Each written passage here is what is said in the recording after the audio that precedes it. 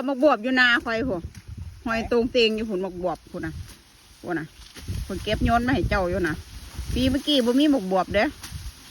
ปีนี้เครื่องมักบวบว่าสันหัวมึงหนาตัวเหลืองได้2-3 กล่องพักปวดขนาดเครื่องบ่มีได้ของเฮาเครื่องมักบวบเบิ่งเหอะไอ้ฝนผุนนะเอาไปอ้อมบ่ฝนอันนั้นเขาอยากได้มันเป็นมักพี่น้องมันอยากได้ มันเป็นมักบวบขมบ่เหรอย่านมันขมแหมมึงตัวมึงตัวพุ่นนะหวานได้4 กล่องตัว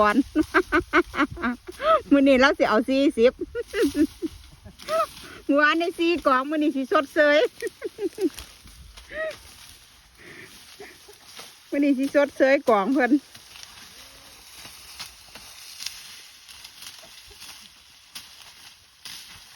โอ้ได้19 20แล้วเหรอใกล้แล้วเนี่ย